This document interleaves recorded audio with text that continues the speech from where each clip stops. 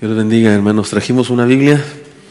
Les pido que la tomemos con la mano derecha, si es posible, la ponemos en alto y decimos: la palabra de Dios contenida en este libro es la verdad que acepto creer, es la enseñanza que me comprometo a seguir y es la esperanza que me atrevo a confesar. Nada me impide recibirla, nadie me evitará que la haga parte de mi vida y por ningún motivo dejaré de proclamarla. Estoy aquí para leerla, oírla y vivirla diariamente. Amén.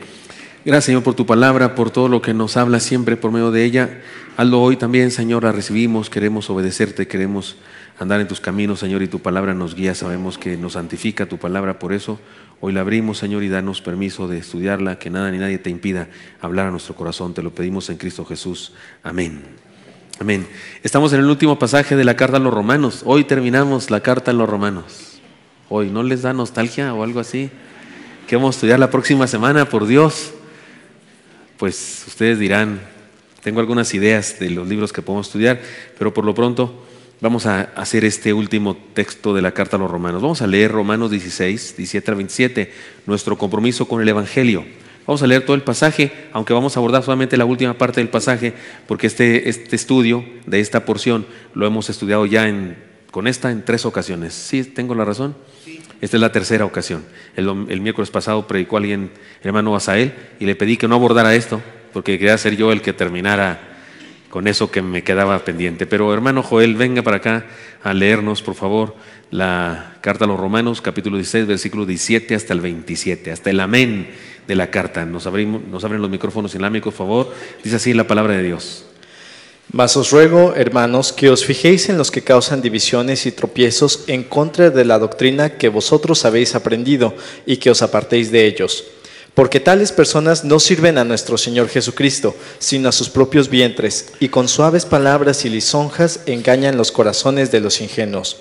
Porque vuestra obediencia ha venido a ser notoria a todos, así que me gozo de vosotros, pero quiero que seáis sabios para el bien e ingenuos para el mal. Y el Dios de paz aplastará en breve a Satanás bajo vuestros pies. La gracia de nuestro Señor Jesucristo sea con vosotros. Os saludan Timoteo, mi colaborador, y Lucio, Jasón y Sosípater, mis parientes. Yo, Tercio, que escribí la epístola, os saludo en el Señor. Os saluda Gallo, hospedador mío y de toda la iglesia. Os saluda Erasto, tesorero de la ciudad, y el hermano Cuarto. La gracia de nuestro Señor Jesucristo sea con todos vosotros. Amén. Y al que puede confirmaros según mi evangelio y la predicación de Jesucristo, según la revelación del misterio que se ha mantenido oculto desde tiempos eternos, pero que ha sido manifestado ahora y que por las escrituras de los profetas, según el mandamiento del Dios eterno, se ha dado a conocer a todas las gentes para que obedezcan a la fe, al único y sabio Dios, sea gloria mediante Jesucristo para siempre. Amén. Amén. Hagamos una recapitulación porque es importante para podernos poner en contexto en el que estamos ahora.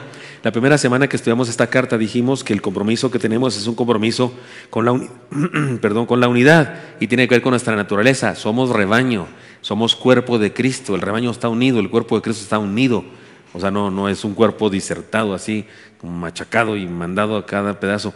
Y dijimos eso como primer punto. Tengamos cuidado, dijimos, porque el apóstol aquí advierte. Fíjese, en ese primer siglo está advirtiendo de los falsos maestros, falsos profetas. ¿Cómo no será eso pertinente para nosotros hoy también? Luego, el compromiso del testimonio tiene que ver con nuestra misión.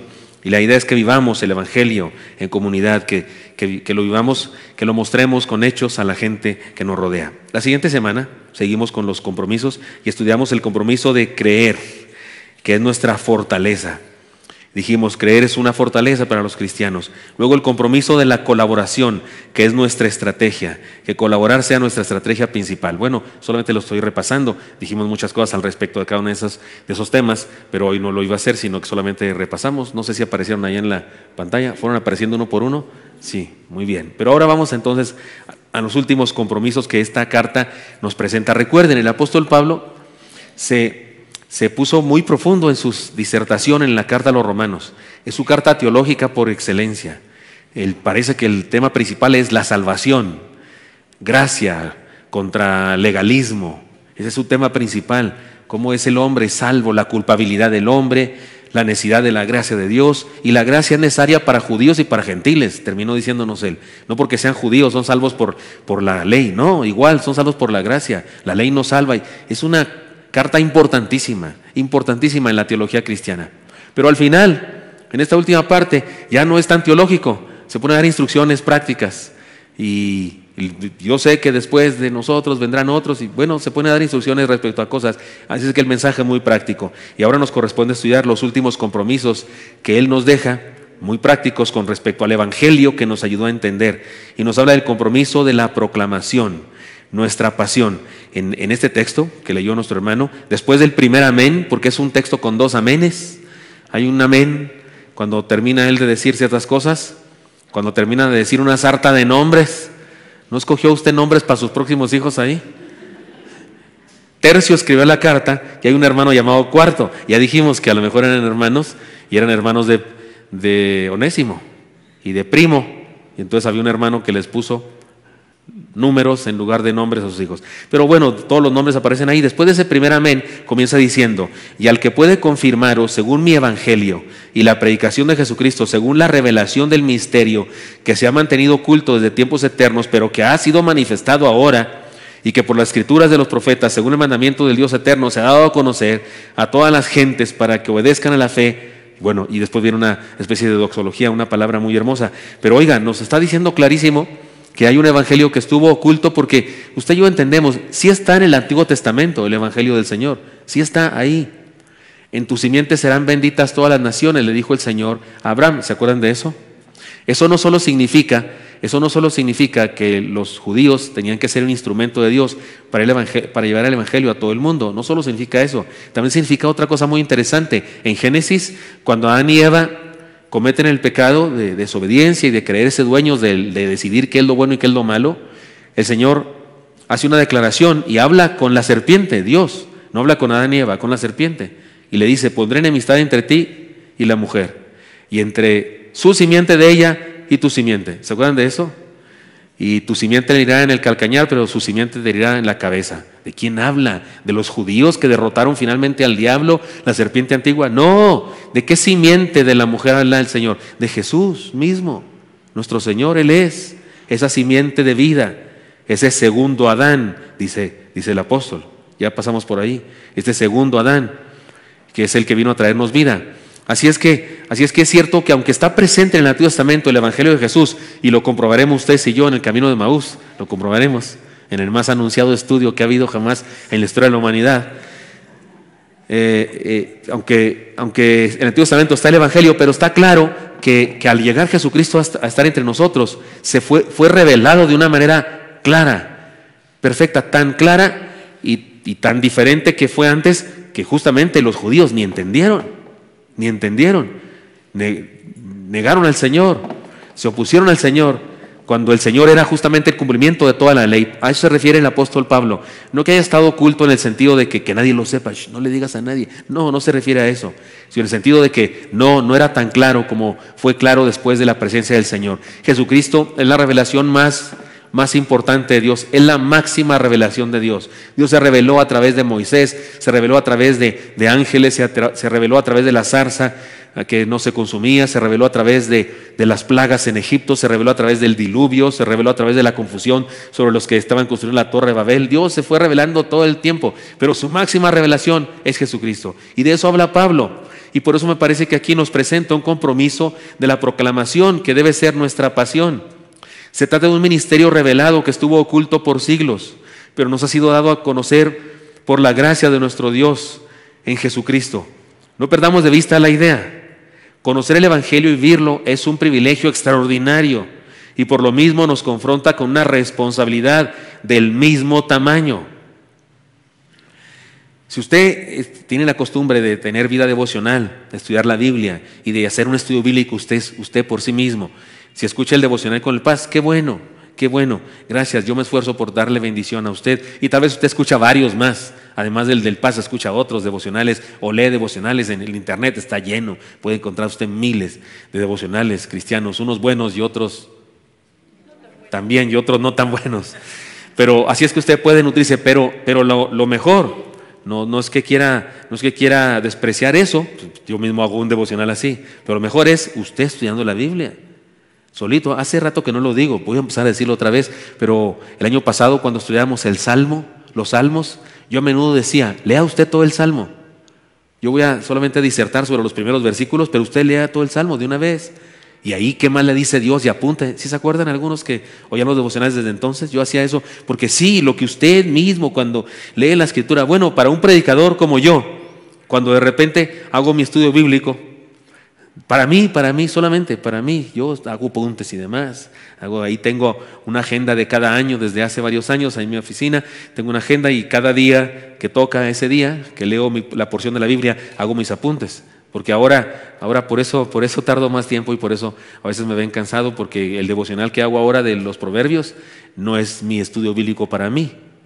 Porque ya había hecho mis estudios bíblicos basados en proverbios, solamente saco mis apuntes y saco otros libros y demás y escribo eso que les comparto a ustedes, pero tengo mi propio estudio bíblico personal. Pero de repente encuentro una idea que, ¿qué creen? No me aguanto de compartirla, ya tengo ganas y digo, no, eso va a ser para el año, no sé, 2020 que estudiemos este libro, pero de repente, es más, hasta aquí se me sale de repente cosas. Y digo, bueno, cuando lo prediquen en el 2020 ya van a haber oído, pero ojalá que se les olvide. Porque encontrar una idea, una enseñanza, es como si fuera un secreto revelado y quieres decirlo. Perdón, pero así son los chismes. Te enteras de un chisme y ya quieres ir con los chismosos a contárselo. Me refiero a esa gente chismosa que hay en el mundo. Me refiero a gente. Aquí en la iglesia no hay nadie así, pero es lo que dice el apóstol. O sea, nos dieron a conocer algo extraordinario, privilegio glorioso. Y nos confronta con una responsabilidad del mismo tamaño que el secreto que fue revelado. Hemos estudiado profunda y exhaustivamente el Evangelio en esta carta. De hecho, no hay ningún documento de la Biblia con mayor profundidad y también con mayor claridad que explique la salvación que esta carta. No sé, pero definitivamente mis favoritos versículos son el 16 y el 17 del primer capítulo de Pablo. De Pablo, Romanos 1, 16 y 17, son mis favoritos, sin duda. Cuando pasamos por ahí muy temprano que estudiamos, porque los que están viniendo ahora recientemente, tenemos estudiando Romanos, ¿cuánto tendremos? ¿Cuánto llevamos? ¿Más de un año y medio? ¿Quién se acuerda de eso? ¿No se acuerdan algunos? Ustedes llegaron cuando estábamos en el capítulo 16 o 10, yo qué sé, pero hay algunos, ¿cuántos están aquí desde el principio que estudiamos la carta de los Romanos? Sí, hace rato, ¿no? Pero sí, ¿qué? ¿Más de un año, más de 2 años? ¿Menos? ¿1 año y medio? Cuando pasamos ahí por el versículo 17 de Romanos 1, me emociona ese. Les conté la historia de Martín Lutero, porque fue por ese versículo que él se convirtió. De hecho, en Alemania, ahí en el castillo de Wittenberg, hay un escritorio ahí muy grande y está la Biblia que usaba Martín Lutero, y puso al lado, así en el pedazo de escrito, de papel que no tiene escrito, puso ahí donde dice, mas el justo por la fe vivirá, él puso sola en latín, porque era el idioma que usaban en aquella época para estudiar la Biblia y esas cosas. Él puso sola, como diciendo, solamente fue iluminado por el Señor. No solo por esa lectura, él había leído seguramente a los pre-reformadores que habían dicho cosas y que le habían alumbrado el corazón, el pensamiento. Hubo otros sacerdotes, otros monjes que habían encontrado verdades y habían confrontado a la religión de aquella época, y seguramente él había recibido semillas de ellos. Y eso nos dice él aquí, te encuentras con una verdad y quieres compartirla. Bueno, pues nos hemos encontrado con la explicación más clara del Evangelio que pueda haber y más profunda, la carta a los Romanos. Y eso nos confronta con una gran responsabilidad. Y a lo mejor usted dice, ¡fiu! Qué bueno que no viene desde el principio, yo no tengo esa responsabilidad. No, se equivoca, porque todo lo que predicamos en esta iglesia es el Evangelio claro, el Evangelio de Jesús. Muchas personas me han dicho, no las alcanzo a contar con los dedos de las manos y los pies, las personas que me han dicho alrededor en todos los años de ministerio que tengo, que se convirtieron a Cristo y dicen, ¿cómo no conocí esto antes? ¿Le han dicho a usted eso? ¿Alguna vez alguna persona que usted evangelizó le han dicho eso? Levante su mano si así es. Sí, es más, creo que les he contado. Mi hermano Mario, ¿se acuerdan uno que vino aquí con su esposa y que yo lo bauticé allá en el Gran Foro? ¿Se acuerdan de eso? Él dice que es de nuestra iglesia, vive en Odessa, Estados Unidos, y cuando le pregunto a qué iglesia estás yendo, no asiste a ningún, pues contigo, dice, voy contigo porque se conecta a los cultos, él y su familia. Y Lo bauticé allá, fue un honor para mí. Es el único pariente de sangre así cercano, hermano, que he bautizado. Y bueno, además de mis hijos, perdón, además de mis hijos. Pero un día estábamos en la casa, en ese tiempo que se bautizó, en esas vacaciones que se bautizó, y estábamos comiendo y de repente lo vi emocionado. Pienso que estaba llorando. Y luego me dice, no, perdón, me hace llorar. Dice, perdí el tiempo. Me dice, perdón, Gil, perdón. Le digo, ¿perdón por qué, Mario? Si había cosas por qué me debía pedir perdón, pero también a él, porque entre hermanos, ¿quién no tiene que pedir perdón a su hermano? ¿Cuántos aquí tienen hermanos? ¿Te has peleado con ellos? Uy, Dios santo, ¿sí o no es cierto? Y le robaste unos tenis y le ensuciaste no sé qué cosa, ¿verdad? Y luego como yo, aunque soy menor que él, no sé si 6 o 4 años, soy más alto que él, yo estaba más alto y era deportista, le ganaba en las carreras y en eso, aunque era más grande que yo. Pero así es que tengo muchas cosas por qué perdonarle. Jugaba ajedrez y cuando iba perdiendo ya, ¿saben qué hacía? Tiraba el tablero y decía, se cayó todo, tenemos que empezar. No. Para mis pulgas de no cristiano y de niño o adolescente, todos tenía esa fama en la casa que yo era muy corajudo y me le lanzaba encima porque me daba mucho coraje. Así es que sí tenía cosas de que pedirme perdón, pero ¿eso qué es de muchachos? Pero él estaba muy serio y me dice, no, Gil, perdón. Le digo, ¿de qué hablas, Mario? Y dice, perdí mucho tiempo. Y yo le dije, ¿de qué hablas? Y luego me dijo, pues de esto. Está bien suave esto. Se refería al cristianismo. De ser cristiano, de creer en Dios, de eso hablaba él. Es cierto. Si alguna persona, ahora qué bueno que se convierte, no importa que tenga 90 años, qué bueno que se convierte. Por eso lloro cuando bautizo a hermanos ancianos. ¿Se acuerdan que bauticé a una viejita de 100 años? ¿Se acuerdan de eso en el Gran Foro? De 100 años tenía, la persona más grande que he bautizado jamás. 100 años. Y sana y todo, y contestó y todo. No iba en silla de ruedas ni nada de esas cosas, porque también he bautizado personas en silla de ruedas. Pero no importa si se convierte a esa edad. Pero sí es cierto, sí es verdad, que es suave conocerlo temprano. Qué bueno conocerlo temprano, porque es una bendición, es el secreto que nos han revelado. Y por eso usted y yo tenemos con esta verdad una confrontación con nuestra responsabilidad para compartirlo. A todo el que esté cerca de nosotros, vivamos el Evangelio con pasión, hasta proclamarlo en todo lo que hagamos. Y fíjese, hasta proclamarlo en todo lo que hagamos. Es decir, no solamente proclamarlo cuando alguien nos dice, hay campaña evangelística, vengamos el sábado, vamos a ir a la Alameda a repartir folletos. No, me refiero a eso. De hecho, en esta iglesia regularmente no hacemos actividades así, muy pocas veces. A veces los jóvenes salen y a repartir textos o a evangelizar, pero regularmente no hacemos eso. Y de hecho, en esta iglesia no hemos crecido haciendo campañas de ese tipo. No, se crece cuando todos nosotros, cada uno de nosotros, donde quiera que ande, con todo lo que hace, comparte el Evangelio. ¿Se acuerdan de la parábola de los naranjos? Algunos me dicen que sí, pero algunos están así como que, ¿what? Tienen cara de what. Se las cuento rápidamente para que los que ya se las saben no se aburran. Un hombre fue invitado a un templo, a una iglesia determinada, y mientras iba en el camino, se dio cuenta que iba por un camino donde estaba lleno de árboles de naranjos. ¿Alguien conoce los árboles de naranjo? El azar se llama, ¿verdad? La flor y el perfume, es hermosísimo. Por ahí para Monterrey, ¿cómo se llama eso? Un pueblo que se llama, ¿cómo? Montemorelos. Hijo, abre usted las ventanas del carro porque es riquísimo. Se pierde, por algún lugar así va este hombre. Del lado derecho, naranjos y naranjas por donde quiera. Abajo naranjeaba, yo digo, a la mitad amarillaba y por ahí verdeaba también. Porque eran naranjas de diferentes etapas. Y del lado izquierdo, naranjos y naranjas. Después de 20 kilómetros, del lado derecho, naranjos y naranjas. Después de 3 horas de manejar, naranjos y naranjas. Entró a la ciudad y en las banquetas, en las aceras, en los camellones, naranjos y naranjas. En los parques no había otra cosa que naranjos y naranjas. Los patios de las casas se veía por encima de la barda, naranjos y naranjas. Y finalmente llegó a un lugar donde, por alguna razón, 100 metros a la redonda, no había naranjos ni naranjas, pero en medio, un templo, vamos a decir bautista, un templo bautista. Y el hombre entró porque lo han invitado, decían que era una iglesia muy linda y que tenía un gran mensaje. Él entró, se sentó, le prestaron un himnario, una Biblia y unos sugieres muy atentos, muy amables. Se dio cuenta de una cosa: ahí había un púlpito de caoba labrada, pero al lado del púlpito había un naranjo y un gran vitral que dejaba entrar la luz. Es lo que seguramente le daba vida a ese árbol. Se notaba que era un árbol viejo por su corteza y porque era muy ancho su tronco. Y después de que el predicador, por cierto, era un hombre muy alto y muy fuerte, muy fornido, no como el que habla aquí, este era muy fuerte y muy fornido, después de predicar por 40 minutos, en un ademán muy dramático, arrancó 2 naranjas. Y cuando las arrancó las naranjas, todos dijeron: ¡Aleluya! ¡Amén! Dijeron. Y lo arrancó otras 2 y otras 2 más hasta completar 6.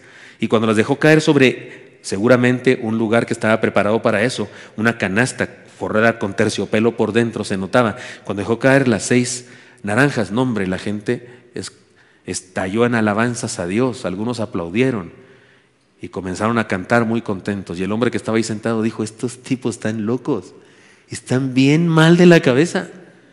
Dijo: están bien mal, que no cuenten conmigo. Dijo: porque queda clarísimo que les encanta la idea de cortar naranjas, les encanta, les fascina. Dieron gloria a Dios por eso, aplaudieron, se murieron de gozo de que ese fortachón cortara 6 naranjas.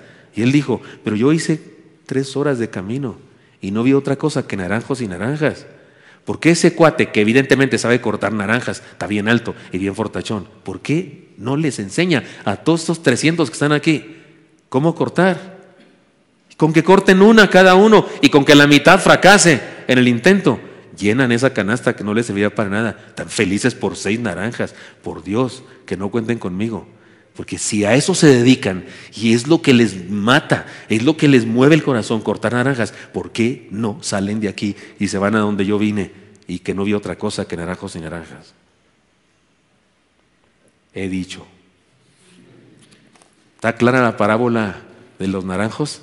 Usted pensaba que iba a contar una de Mateo. No, esta no está en la Biblia. Esta no está en la Biblia. Esta está en la vida de cada iglesia bautista y cada iglesia metodista y cada iglesia pentecostés y cada iglesia de la ICR y cada iglesia de los anabautistas y cada iglesia de la iglesia santa pentecostés y de todos los colores y sabores. Hay creyentes en la iglesia que no se han dado cuenta que lo que mata a una iglesia, lo que mueve a una iglesia, es cortar naranjas. Si captan lo que estoy diciendo, no va a salir de aquí a cortar naranjas de algún lado. Usted va a decir: no, yo las compro ya cortadas, pastor, ahí en Superama están a no sé cuánto el kilo. Estamos hablando de gente. De eso habla Pablo aquí, de una gran responsabilidad. Por eso digo, vivamos el Evangelio con pasión hasta proclamarlo en todo lo que hagamos. No solo el día de evangelismo, sino en todo lo que hagamos. Porque somos luz donde quiera. ¿No dijo Jesús, somos la luz, somos la sal de este mundo? Oiga, eso no le da. Oiga, no somos cualquier cosa. Vosotros sois la luz del mundo. Y luego también dijo: ustedes son la sal de la tierra. Pues, perdón, pero la luz y la sal como que sí da caché, ¿no? Como que sí es ser alguien. Pero se refiere a eso, al instrumento que somos en las manos de Dios. Además, nos habla la carta, en este final de la carta, del compromiso de la obediencia, nuestro estilo de vida. Y tiene que ver con eso, con nuestro comportamiento. Eso también nos compromete. El pasaje que leyó el hermano Joel por nosotros, para nosotros, también habla de eso, de esa forma de ser de los cristianos. El Evangelio se convierte en ética. Se convierte en forma de ser. Sí, los bautistas creemos en la perseverancia de los santos. Una vez salvo, siempre salvo. Y también creemos que es por gracia, no es por obras. Es por gracia, no es por portarnos bien, es por gracia. No es porque fuimos muy buenos, ni porque hicimos un ritual, ni porque nos fuimos de rodillas hasta de todo Plutarco hasta aquí. Plutarco Elías cae en 1962. No somos salvos, no somos salvos por eso. Somos salvos por la gracia de Dios. ¿Estamos de acuerdo? Sin embargo, ojo con la gracia barata en la que creen algunos, que piensan que porque todo es por gracia, pueden seguir de bribones y haciendo males por donde quiera, voluntariamente, conscientemente, y al cabo que son salvos. No. De hecho, si alguien cree así, señales de que no es salvo. Señales de que no es salvo. Porque cuando la gracia nos alcanza, nos transforma, nos hace mejores. No es que las buenas obras nos hagan salvos, sino que la salvación nos permite buenas obras. Fruto de la salvación son las buenas obras. Las buenas obras no dan salvación, no. Las buenas obras no fructifican en salvación, no. Pero la salvación sí fructifica en buenas obras. ¿Sí estoy hablando claro con eso? Está clarísimo. De eso nos ha hablado Pablo en toda su carta. Y después Santiago viene y le ayuda un poco más. Cuando habla de la fe sin obras es muerta, ¿se acuerdan de eso? Pero aquí en el evangelio de Pablo, porque él llama así conforme a mi evangelio, se nos da también esa enseñanza, el compromiso de la obediencia a nuestro estilo de vida. Como dijo aquel ateo, si queréis que crean vuestro Redentor, debéis parecer más redimidos. Ya se los he dicho este dicho, ¿qué les parece? Si queréis que crean vuestro Redentor, deberéis parecer más redimidos. Si quieren que crea en su Salvador, pues deben parecer más salvos, ¿no? Deben dar testimonio de que son salvos. Y eso tiene que ver con ética, con comportamiento. Si entendemos a plenitud el Evangelio, debemos entonces también vivirlo a plenitud. Ciertamente se nos insta a compartirlo para que deje de ser un secreto, un misterio, pero antes debe ser obedecido. Hagamos de la obediencia nuestro estilo de vida. Ahora, no estoy hablando de eso que hacen algunos inconversos. Estoy seguro que a usted le ha pasado eso. ¿No le ha dicho a algún inconverso, algún pariente? En ocasiones puede ser tu esposo, tu esposa, que te dice, ni para qué vas a la iglesia, si tú eres de lo peor. ¿Te han dicho eso alguna vez? Ni para qué vas. Míralo, no que eres muy cristiano, cualquier cosita, no te puedes enojar. Ellos se enfurecen como gatos enjaulados, se enfurecen, dicen palabrotas y lo que sea, pero tú donde de repente te enojas tantito y digo, oye, pues ¿qué no entiendes? Oye, ¿no que eres cristiano? ¿Te han dicho eso, sí o no? ¿Tienes algún pariente sangrón así que te dice? Sí. No estoy hablando de eso, de ese a ese no te fijes mucho. No estoy hablando de ese que nos anda juzgando y investigando, porque perfectos no somos, porque definitivamente perfectos no somos. Así que no podrías dar testimonio solo si se trata de ser perfecto. No, pero sí que vas para allá. ¿Sí me expliqué? Pero sí que estás encaminado para allá porque estás experimentando transformación. Que ciertas cosas que te conocieron de cuando no eras cristiano, caray, ya no las haces y se sorprenden. ¿Qué? ¿Ya no haces eso? Oye, ¿no dijiste ninguna palabrota y le metieron 4 goles a tu equipo? Eso es testimonio, aunque usted crea que es cualquier cosa. No es cualquier cosa. Hay gente que no puede dejar de decir palabrotas. Hay cristianos que no pueden dejar de decir palabrotas. Siguen hablando palabrotas y no han leído ese pasaje que dice que sobre toda palabra ociosa que salga de nuestra boca seremos juzgados. ¿Se acuerdan de eso? Pero hay gente que no lo puede evitar. Y bueno, es que es mi carácter, es que tengo carácter muy fuerte. Ya lo he explicado, camarada, ese no es carácter fuerte, ese es carácter débil. Si por cualquier cosa explotas, si por cualquier cosa te pones enfurecido, gracias hermano, eso no es fuerte, es carácter débil, es un debilucho enquencle. ¿Se dice así enquencle? O sea, cualquier cosita ya estás enfurecido. Fuerte es una persona que le digan lo que le digan, mantiene la cordura, mantiene la templanza y habla como se debe hablar, sin reaccionar, actúa. El cristiano verdadero no reacciona, actúa. Porque reaccionar es responder a lo que el otro hizo, te tira un golpe y te va otro peor. No, el cristiano actúa con valores y principios. Pero sí, el cristianismo es eso también. Tenemos un compromiso con la obediencia, nuestro estilo de vida. Es más, déjeme decirlo de otra manera más clara, porque el siguiente compromiso se le parece, el compromiso a la adoración, nuestro carácter. El apóstol termina con una expresión de alabanza y adoración. Les leo, dice al final, al único, ¿pueden leer eso versículo? No lo tenemos aquí, el versículo 27, si lo pueden poner allá, dice, al único y sabio Dios, sea gloria mediante Jesucristo para siempre, amén. El apóstol termina con una expresión de alabanza y adoración. En Pablo debemos reconocer que se trata de algo más que un típico saludo. Se trata de una exhortación a una vida de adoración genuina. Y él, justamente en esta carta, nos dijo cuál es nuestro culto racional. ¿Se acuerdan ustedes de eso? ¿Se acuerdan qué dijo? Sí, Romanos 12, Uno, ¿cómo dice? Os ruego por las misericordias de Dios que presentéis vuestros cuerpos en sacrificio vivo, santo, agradable a Dios, que es vuestro culto racional. Voy a responder en el camino de Emaús una pregunta, porque hay personas que me han hecho preguntas sobre los tatuajes y esas cosas. Y yo, alguien que me preguntaba, le dije, pues usted es templo del Espíritu Santo. Pregúntele al dueño del templo si quiere que usted se ponga esas cosas, ¿no?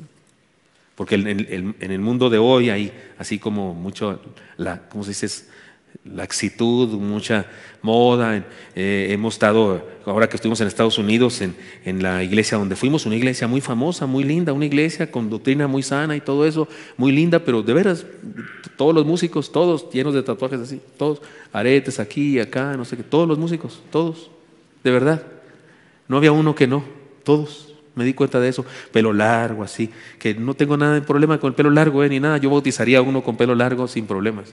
Nomás tengo que hundir más porque luego se le suben los pelos. Es la única dificultad, pero no mayor problema. No critico eso, pero sí, no me late a mí. O sea, el mundo, ¿cómo es el mundo? Sí, captan la idea.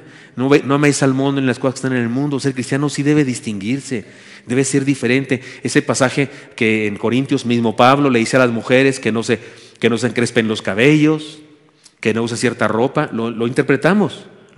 Yo no creo que sea pecado que usted se haya puesto tubos, hermana, o que se planchó el cabello, o que se lo enrizó, porque las planchadas se lo enrizan y las rizadas se lo planchan, ¿sí o no? O sea, ninguna está contenta. No creo que esté mal eso, pero Pablo dice eso. Y luego cuando alguien lo quiere explicar, porque las iglesias muy legalistas piensan que se trata de algo que debe interpretarse literalistamente. No, Pablo está hablando de que en esa cultura de antes había ciertas mujeres que se encrespaban los cabellos y que usaban esa ropa. ¿Y quiénes eran las mujeres? Número uno, las cortesanas, las mujeres de la corte, que se caracterizaban por su inmoralidad, y las rameras o prostitutas. Y entonces lo que está diciendo Pablo en un sentido es, hermanas, pues distínganse. ¿Sí? Que sean distintas a las personas del mundo. O sea, que esos, distínganse. Me parece que en nuestro momento histórico, que una hermana se haga chinos, no es que se parezca a una mujer de la calle, no, la verdad que no. Por eso no tenemos problemas con eso el día de hoy. No aplicamos ese texto así a rajatabla como algunos legalistas pretenden aplicarlo. No. Sin embargo, el principio está clarísimo. Distínganse, sean diferentes. Eso no podemos quitarlo. ¿Sí me expliqué? Se interpreta el cómo, pero el ser diferentes, eso está permanente. Entonces, joven, adulto, quien sea, sí, que se note que eres otro, que se note que algo te pasó, que se note que no eres del montón, no eres igual que cualquiera. Y de eso está hablando el apóstol Pablo, de esa renovación, y habla del culto racional. Así es que el culto racional es una vida transformada. Ante su evangelio no hay otra cosa que hacer que adorar. Recordamos a Tomás, pero antes debo decirles, adorar es una palabra que el Antiguo Testamento fue escrito en hebreo. Algunas partes de Daniel se cree que fueron escritas en babilónico, y el Nuevo Testamento fue escrito en griego, un griego que ya no se habla. Los griegos de hoy no hablan ese griego, el griego koiné se llama. Así es que el latín no tiene nada que ver con la Biblia, nada que ver con la Biblia. Sin embargo, en una época se usaba el latín, la Biblia estaba en latín solamente. Pero lo interesante es que como el español ha sido influido tanto por el griego como por el latín, ¿no es cierto? Por eso quiero hacer este ejemplo. La palabra adoración en el idioma del latín es la palabra latría. ¿A qué le suena latría? Idolatría. Postrarse ante un ídolo. De hecho, la palabra en español, ya lo dije hace tiempo aquí, la palabra en español es una palabra muy rara que no la usamos jamás, pero la palabra latría del latín, la palabra adoración del griego, en realidad es la palabra genuflexión. Está muy rara, ¿verdad? Genuflexión. ¿Qué quiere decir postrarse? Hincar las rodillas y postrarse rostro a tierra. O sea, genuflexemos, hermanos. Genuflexemos al Señor. Quiere decir postrarse ante el Señor. Literalmente quiere decir eso. Ideológicamente o teológicamente quiere decir someterse, porque hacer esa genuflexión era decirle a aquel ante el cual te genuflexionabas. Era decirle, eres el mero mero de mi vida, o sea, te pertenezco. Entonces, adoración en realidad es un acto de humillación, de reconocimiento. Te pertenezco, Señor, eres el dueño de mi vida. Y Pablo habla de eso. Incluso Tomás, cuando no creyó, ¿se acuerdan? Tomás es aquel que dijo hasta no ver, no creer. Finalmente cayó de rodillas ante el Señor y dijo, Señor mío y Dios mío. Y el evangelista dice, adoró. Dice, adoró. ¿Qué quiere decir? Genuflexionó. O latrió. Jesús latrió. O sea, adoró a Jesús o se postró ante Jesús. Hemos vivido una aventura extraordinaria de conocimiento del Evangelio del Señor por medio de un extraordinario documento de fe, la carta a los Romanos. Dios nos ha hablado de su justicia, de su gracia, de su amor, de su iglesia, de su misericordia y muchas cosas más que debemos hacer ante todo esto. Antes que nada, ¿qué debemos hacer? Adorarle. Vivir el Evangelio nos convierte en adoradores, pero en adoradores en serio, porque hay en el mundo evangélico una idea de que adorador es uno que canta, danza y baila, que es todo lo que hace. No, la adoración no es un momento en el culto. Ya lo he explicado, pero permítame decir una vez más, comete un grave error cuando el que dirige la alabanza, en nuestra iglesia no pasa ya, pero el que dirige la alabanza, según él estamos en la alabanza, y lo dice, hermanos, vamos a entrar a la adoración. Y uno dice, ¿y dónde andábamos? Si vamos apenas a entrar a la oración, pues ¿dónde andábamos? La oración no es un momento del culto. Lo que ha hecho el mundo evangélico y especialmente este movimiento de la farándula de los músicos cristianos es que ha reducido la adoración. Número uno, convirtieron el concepto de adoración en un asunto del culto. O sea, la adoración se hace en el culto, según ellos. Error. La oración es un asunto de todos los días, de toda tu vida. Donde quiera que andas, adoras a Dios. Es tu culto racional. Porque si reconoces que Dios es tu rey, en tu trabajo te portas bien como súbdito del reino. O en tu escuela, o con tu esposa, te comportas como súbdito del reino. Si somos unos bribones allá afuera, ¿cuál adoración? Ah, pero sí venimos al culto y aleluya, gloria a Dios. ¿Qué es eso? Hipocresía. Lo redujeron a un asunto del culto. Luego le redujeron algo más, a la música. Y creen que el momento de adoración es la música. Hasta hay programas que eso dicen adoración y se refiere a que aquí cantamos. No, esto es adoración. Usted está escuchando la palabra de Dios, yo predicándola. Si de veras es la palabra de Dios que estoy predicando y si de veras usted está escuchando, estamos adorando a Dios. Y cuando cantamos también, si estábamos cantando para glorificarlo, para dar un mensaje, estamos adorando a Dios. Si alguno de los cantantes estaba nomás luciéndose personalmente así su carisma, él no estaba adorando. ¿Sí expliqué claramente? Porque adoración no es el cantar, no. De hecho no es una actividad la adoración, es una actitud. Lo redujeron al culto, luego lo redujeron al momento de la música, luego lo redujeron a un estilo de música. Si cantamos ¿Quién como Jehová? ¿Se acuerdan de ese? Unos dicen, es alabanza. Y luego cantamos, quiero levantar, es adoración. Qué brutos, perdón. Qué brutos. ¿Creen que por un tono, creen que porque es quieto o rápido, ya es alabanza, adoración? Qué insensatez. Adoración no es un estilo de música en el culto, es el estilo de vida, la actitud de que te sometes a Dios toda tu vida. Así que donde quiera que andas, adoras. Fui a una iglesia un día en Estados Unidos que afuera, les he contado esto ya, afuera tenía un letrero que me gustó, decía, entrad para adorar. Me gustó. Y luego entré al culto, todo eso, ya celebré el culto y demás, participé en lo que tenía que hacer. Cuando me iba en la puerta para que salieras, decía, salid para servir. Está suave, está bonito, pero creo una cosa, podemos intercambiarlos. Puede afuera decir, entrad para servir, y adentro decir, salid para adorar, y sale la misma cosa. Porque servir al Señor es adorarle, y adorar al Señor es servir.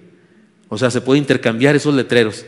Por eso nunca propuse a ninguna iglesia de la que soy pastor poner ese letrero, porque hubiéramos podido ponerlo de ida y vuelta igual, es la misma cosa. Adoras a Dios con todo lo que haces. Cuando andamos allá afuera, no sé, fuimos al supermercado y una viejita no podía con su bolsa y le ayudaste, estabas sirviendo y estabas adorando a Dios, las dos cosas, porque es la misma cosa. Tú estás reconociendo a Dios como el dueño de todo cuanto existe y sabes que esa ancianita es propiedad de Dios. No sé si es cristiana o no, pero Dios la ama. Y servir es un acto de adoración a Dios. Y no estabas en el culto cantando, cerrando los ojos, casi al punto del desmayo, ¿verdad? No, estabas haciendo una cosa práctica y eso es adoración. Insisto, Dios por su evangelio nos convierte en adoradores. Pero no estamos hablando de gente que canta y danza, sino de gente que se somete a la voluntad y a la soberanía divina. Eso es adoración. Vivamos el Evangelio adorando a Dios. Una comunidad de fe que conoce y vive el Evangelio a plenitud se constituye en el reino de Cristo, el reino de Cristo. Y el reino de Cristo es la expresión práctica y la forma visible de una comunidad que adora. Después de conocer el Evangelio, este es nuestro compromiso, que cuando alguien nos conozca o nos vea vivir, se nos note que somos súbditos del reino de Cristo. Hace poquito, aunque acuérdense que estos sermones de Romanos fueron predicados en nuestra iglesia hace algunos años, no fueron en domingo, no fueron en miércoles, fueron en domingo. Ya estaban ustedes acá, hermanos, tal vez, fueron en domingo y los hemos repetido ahora, aunque por diferente manera, más breves, trozos más pequeños. Pero hace poco yo dije una ilustración que ahora está escrita aquí y lo dije hace poquito en uno de los sermones de domingo, pero ¿recuerdan esa historia del ejército que venció al ejército del rey? El rey, que era un joven, porque su padre había muerto, para protegerlo sus soldados, uno de ellos se vistió del rey y vistieron a un súbdito, a un plebeyo del rey, para que no le hicieran daño. Pero llegó el general, que era muy listo, y abofeteó al rey y nadie hizo nada. Al que estaba vestido de rey nadie hizo nada, porque era muy listo. Dijo, este no es. Y fue bofeteando uno de los jóvenes hasta que llegó al verdadero rey, vestido de plebeyo, y cuando extendió su mano para golpearlo, todos los otros se lanzaron a detenerlo. Y dijo, ahora sé que hay un rey entre ustedes. De eso hablo aquí, que cuando la gente nos vea, digan, hay un rey ahí. No le hace que nosotros no brillemos, pero que si alguien nuevo viene aquí a nuestra iglesia, que diga, aquí hay un rey. O sea, hay alguien aquí que gobierna a estos cuates. Alguien aquí que ha transformado a esta gente. Alguien aquí que les mueve, que les dice qué hacer. Cuando alguna persona me dice que fue bendición venir a nuestra iglesia, que la sugieres o lo sugieres en la puerta, le sonrieron, que alguien les saludó, que alguien los abordó para preguntarles alguna cosa, que eso deberíamos hacer todos los domingos con todas las personas que nos visitan.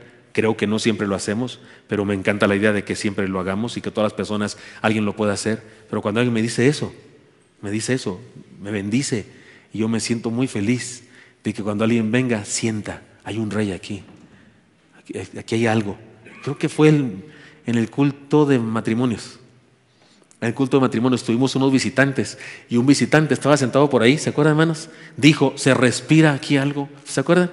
Los que vinieron a ese culto de matrimonios. Dijo, se respira aquí un ambiente, una paz o algo así. Dijo, sí, ¿verdad? Un visitante, unas personas que no son de nuestra iglesia, pero dijeron eso. Me encanta. Quiere decir que descubrieron nuestro secreto. Ya nos cacharon. ¿Qué nos cacharon? Que hay un rey entre nosotros, que somos súbditos solamente de uno que es el rey de todos nosotros y que ha transformado nuestra vida.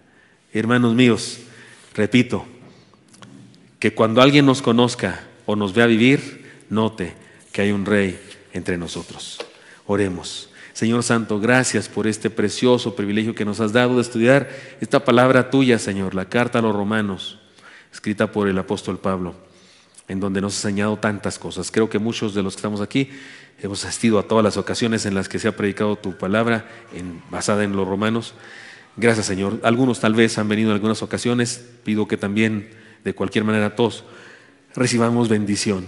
Y Dios Santo, que ahora que conocemos a profundidad tu evangelio, Señor, y no solamente por venir a los cultos de miércoles, sino por ser cristianos, por asistir a la iglesia en diferentes reuniones, que podamos cumplir con nuestra responsabilidad, Señor, con nuestros compromisos, todos los que hemos estudiado durante estos días, tantos hermosos compromisos que son más que compromisos para nosotros, privilegios, honra, Señor, el conocer el secreto que se nos fue revelado para compartirlo con todas las personas, con nuestra vida, con nuestro estilo de vida, es decir, con nuestra forma de hablar, forma de hacer negocios, nuestra forma de discutir incluso. Señor, bendícenos a todos, bendice a cada hermano y hermana y que tu palabra dé fruto abundante en nuestro corazón. Sigan orando, mis hermanos, y ahí en el corazón, cada quien, en el secreto del corazón, les pido ahora que a nosotros digámosle al Señor lo que pensemos que debemos hacer, tal vez consagrarnos, tal vez decirle, Señor, úsame, tal vez decirle, Señor, voy a adorarte todos los días en cualquier cosa que haga, no solo cuando venga al templo. Quiero ser un adorador en el sentido bíblico del concepto, donde quiera que esté, que otros reconozcan que soy súbdito del reino, que otros reconozcan que tengo rey. Señor, escucha a mis hermanos y hermanas y bendícenos, por favor. Y gracias por tu palabra que podemos estudiar en Cristo Jesús. Lo agradecemos todo. Amén.